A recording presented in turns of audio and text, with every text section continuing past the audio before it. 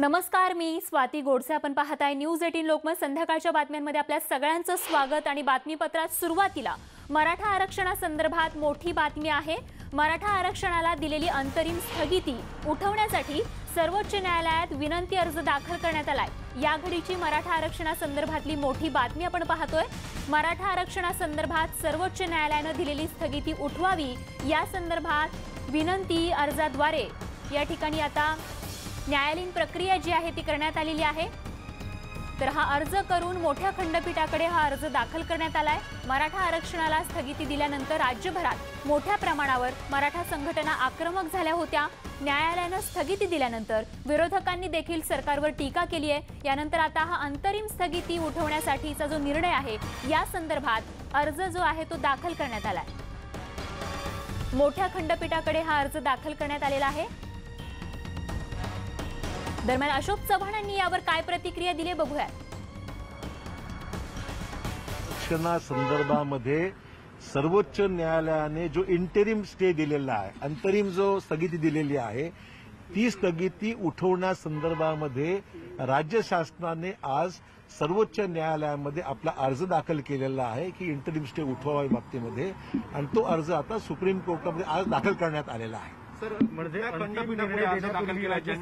असं आहे की शेवटी हा विषय सर्वोच्च न्यायालयाचे मुख्य न्यायमूर्तींसमोर हा विषय जाईल.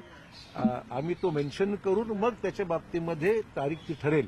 पण सरकारच्या वतीने आज हा स्टे वेकेट व्हावा याकरता रीतसर अर्ज जो करावा लागतो तो आज अर्ज सर्वोच्च न्यायालयामध्ये महाराष्ट्र शासनाने आज दाखल केला आहे, विनंती करणारा अर्ज. आणि याच संदर्भात अधिक माहिती देण्यासाठी आमचे प्रतिनिधी उदय जाधव आपल्या सोबत आहेत. उदय, या विनंती अर्जासंदर्भातील तपशील. स्वतः आपण बघतोय की आज सकाळपासूनच महाराष्ट्रातल्या काही भागांमध्ये विशेषतः सोलापूरमध्ये ज्या प्रकारे आंदोलन सुरू झालेलं आहे त्याला हिंसक वळण लागलेलं आहे. हिंसक वळण लागल्यानंतर मुख्यमंत्री उद्धव ठाकरे यांनी वर्षा बंगल्यावरती तात्काळ बैठक जी आहे ती बोलवलेली आहे. या बैठकीला मराठा आरक्षण उपसमितीचे सर्व सदस्य आणि अध्यक्ष अशोक चव्हाण हे देखील उपस्थित होते. या बैठकीत निर्णय घेण्यात आला की सुप्रीम कोर्टामध्ये आरक्षण संदर्भात जो काही सुप्रीम कोर्टाने स्थगिती दिलेली आहे ती तात्काळ उठवण्यासाठी त्यासाठी अंतरिम अर्ज जो आहे तो दाखल करण्यात आलेला आहे. यावरती आता सुप्रीम कोर्ट काय निर्णय घेते हे पाहावं लागणार आहे. कारण सुप्रीम कोर्टाच्या निर्णयावरती पुढच्या जी रणनीती आहे ती ठरणार आहे.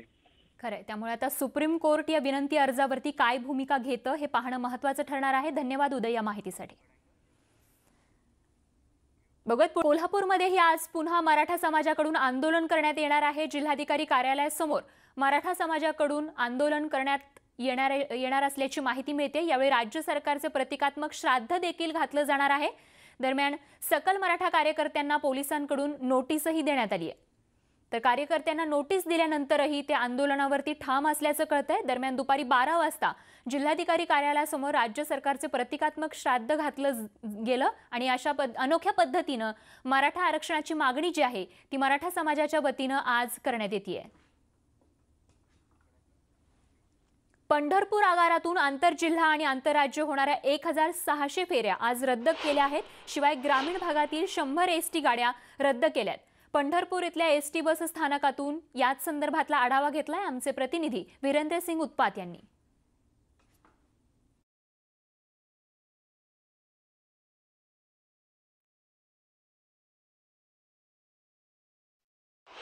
सुप्रीम कोर्टाने मराठा आरक्षणावर स्थगिती दिल्यामुळे परत एकदा मराठा आरक्षणाचा प्रश्न पेटलेला आहे. आणि आज पंढरपूर बंदची हाक दिल्या कारणाने पंढरपूर एसटी स्टँडवर पूर्णपणे शुकशुकाट आहे.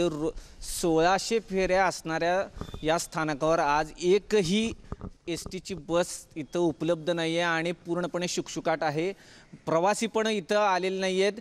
मागच्या युतीच्या काळातल्या आंदोलनाचा अनुभव घेता एसटी गाड्या फोडण्यात आल्या होत्या. त्यामुळे यंदा पंढरपूर बंदमध्ये खबरदारी घेण्यात आलेली आहे की एकही एस टी स्टँडमध्ये नाही आहे. आणि त्यामुळे पूर्णपणे एस टीचा हा परिसर शुकशुकाट दिसत आहे.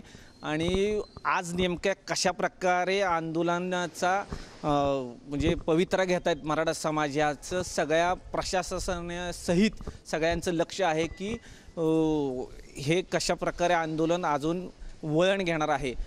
पंढरपूरहून वीरेंद्र सिंग उत्पात, न्यूज 18 लोकमत. तर मराठा आरक्षणासाठी आता मनसे देखील मैदानात उतरणार आहे। मराठा समाजाला तात्काळ आरक्षण द्या अशी मागणी यावेळी करण्यात येते। अन्यथा महाराष्ट्र नवनिर्माण सेना राज्यभर आंदोलन करेल असा इशाराही मनसेचे राज्य सरचिटणीस दिलीप धोत्रे यांनी दिलाय।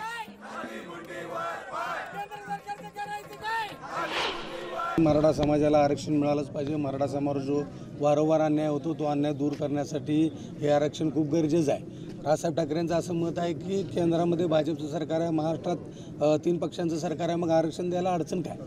ताबडतोब आरक्षण दिलं पाहिजे। मराठा समाजाला विनाकारणच त्रास देता कामा नये आणि म्हणून महाराष्ट्र नवनिर्माण सेनेचा या सर्व आरक्षणाच्या आंदोलनाला या ठिकाणी पाठिंबा आहे। संपूर्ण महाराष्ट्रामध्ये महाराष्ट्र नवनिर्माण सेना या आरक्षणाच्या आंदोलनामध्ये सहभागी आहे। ताबडतोब मराठा समाजाला आरक्षण मिळालं पाहिजे, अन्यथा महाराष्ट्र नवनिर्माण सेनेच्या वतीने संपूर्ण महाराष्ट्रामध्ये एक तीव्र असं आंदोलन उभं करण्यात येईल। बघूयात पुढची बातमी। राज्यसभेत गैरवर्तन केल्याप्रकरणी 8 खासदारांवरती कारवाई करण्यात आली आहे। काँग्रेस खासदार राजीव सातव यांना राज्यसभेतून निलंबित करण्यात आले, तर राजीव सातव यांच्यासह एकूण 8 खासदारांना निलंबित करण्यात आल्याची माहिती मिळते। यामध्ये तृणमूलचे डेरेक ओब्रायन यांचंही निलंबन करण्यात आले। तर कालच्या गदारोळावर सभापती व्यंकय्या नायडूंकडून कारवाई करण्यात आली असून राजीव सातव, डेरेक ओब्रायन, संजीव सिंग, के राजेश, सय्यद नासिर हुसेन तसंच रिपुन बोरा, डोला सेन आणि इलामरम करीम या 8 खासदारांना निलंबित करण्यात आले। Shri Derek O'Brien, Shri Sanjay Singh, Shri Rajiv Satav, Shri K Rajesh, Shri Syed Nazir Hussain, Shri Ripun Bora, Ms. Dora Sen, Sri Ilamaram Karim. All these people have been named by the minister, and those in favor will please raise their hands and say yes. Those against will say no. I think the ayes have it, the ayes have it, the ayes have it. The motion is adopted. Thereafter, Sri Derek Oberyn, Sri Sanjay Singh, Sri Rajiv Satav, Sri K. Ragesh, Syed Nazir Hussain, Ripun Bora, Ms. Dora Sen, Ilamaram Karim are suspended for the period of 1 week for the remaining part of the current session. So, please leave the house. Those members who have been called, leave the house. ये सिर्फ 8 MP नहीं है, समझ low उनके साथ लगभग 90 MP है। हम सब उनके साथ ही है। मैं भी जाकर आकर रहता हूँ।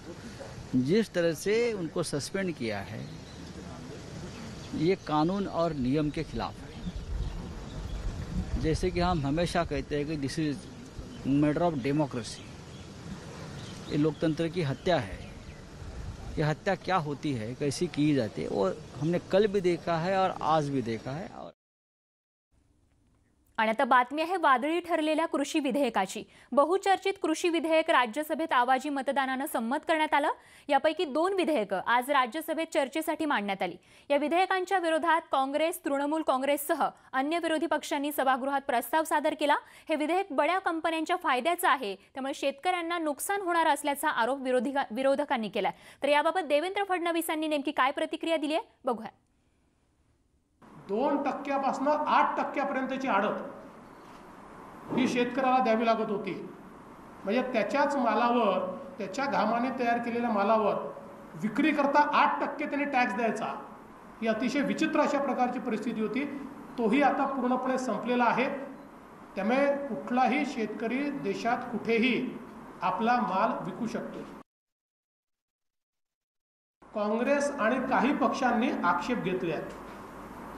त्यांचे आक्षेप किती बेगडी आहे आणि ही किती मोठी लबाडी आहे। जाणीवपूर्वक हा शब्द वापरतो, ही किती मोठी लबाडी आहे हे एकाच गोष्टीवरून लक्षात येईल की कंत्राटी शेती संदर्भात आत्ता केंद्राने जो कायदा तयार केला, हा कायदा महाराष्ट्रामध्ये 2006 साली आघाडी सरकारने तयार केला। महाराष्ट्रामध्ये अशा प्रकारचा कायदा करताना तो कायदा बरोबर आणि देशाकरता तो कायदा झाला तर तो शेतकरी विरोधी हा अतिशय बेगडीपणा आहे। तर या विधेयकासंदर्भात जयंत पाटलांनी काय प्रतिक्रिया दिली आहे बघूया। शेवटी राष्ट्रवादी काँग्रेस शेतकऱ्यांच्या बाजूने आहे। सुधारणा काही असतील तर त्या सुधारणा शेतकऱ्यांच्या हिताच्या आहेत का, हा खरा प्रश्न आहे। आणि त्यामुळं राष्ट्रवादीने सत्तारूढ पक्षाला याच्यात पाठिंबा दिला, हा प्रश्न उद्भवत नाही। त्या पद्धतीचं कोणतेही पाऊल सरकारने टाकलेलं नाही। आणि यानंतर बातमी आहे सुरू असलेल्या पावसासंदर्भात। परतीच्या पावसानं तळकोकणाला चांगलं झोडपून काढलंय। रविवारपासूनच सिंधुदुर्ग जिल्ह्यात पावसाची दमदार बॅटिंग सुरू आहे। दरम्यान मुसळधार पावसामुळे अनेक ठिकाणी पुलावर पाणी आल्याचंही चित्र बघायला मिळत आहे। तर जालना जिल्ह्यात मागच्या 1 आठवड्यापासून सुरू असलेल्या वादळी वाऱ्यासह मुसळधार पावसामुळे खरीप पिकांचं अतोनात नुकसान झालंय। तर काढणीला आलेली बाजरी, सोयाबीन, तर बहरात आलेल्या तूर आणि कपाशी या पिकांचं वादळामुळे खूप मोठं नुकसान झालंय। तिकडे भंडारा जिल्ह्याच्या शासकीय गोदामातील धान्याला देखील याचा फटका बसलाय। तब्बल 6263 क्विंटल धान्य या महापुरात नष्ट झालंय। आता या धान्याला प्रचंड दुर्गंधी येत आहे, त्यामुळे निश्चितच हे धान्य खराब झालेलं आहे। त्यामुळे शेतकऱ्यांचं मोठं नुकसान या परतीच्या पावसानं केलेलं आहे। आणि बातमीसह बुलेटिनमध्ये अगदी छोटासा ब्रेक घेऊन लगेचच परत येतोय। बघत रहा न्यूज 18 लोकमत।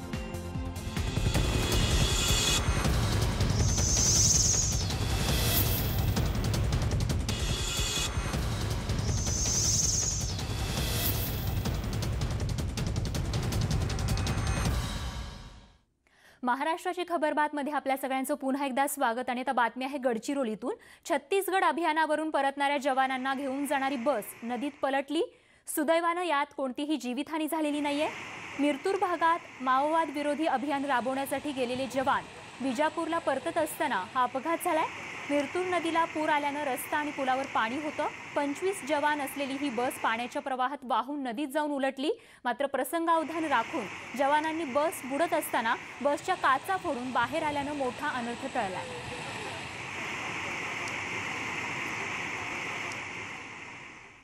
आणि बातमीसह या बुलेटिनमध्ये वेळ झाली आणखीन एका छोट्याशा ब्रेकची। ब्रेक नंतर जगभरातल्या महत्त्वाच्या बातम्यांसह भेटणार आहोत जगाच्या पाठीवर या बुलेटिनमध्ये।